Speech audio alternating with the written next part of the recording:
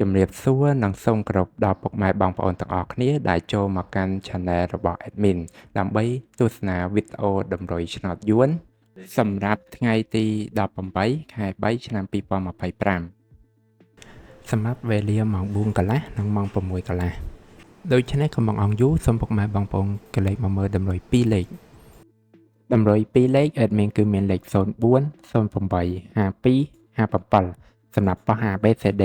បន្ទាប់មកគឺខ្ទង់ O ខ្ទង់ O ឲ្យមានគឺ O នៅខ្ទង់រាយនិងខ្ទង់5សម្រាប់បោះ ABCD ដូចគ្នាបន្ទាប់មកគឺលេខពិសេសadmin គឺមានលេខ226គុណ055គុណនិង765គុណដែលលេខទាំងអស់នេះសុទ្ធសឹងតែជាលេខដែលមានសង្ឃឹមថានឹងចេញខ្ពស់សម្រាប់ថ្ងៃនេះអរគុណពុកម៉ែបងប្អូនទាំងអស់គ្នាដែលបានទស្សនាវីដេអូនេះពីដើមរហូតដល់ចប់ក៏ជូនពរពុកម៉ែបងប្អូនទាំងអស់គ្នាធ្វើការសងសំណាននៅថ្ងៃថ្មីទទួលបាននូវការហេងឆ្នះចំទាំងអស់គ្នាជាចុងក្រោយ admin សូមពុកម៉ែបងប្អូនជួយ like subscribe និង share ដើម្បីជាកម្លាំងចិត្តដល់ admin ផងនិងដើម្បីពុកម៉ែបងប្អូនទាំងអស់គ្នាទទួលបាននូវវីដេអូថ្មីបានឆាប់រហ័សផងដែរ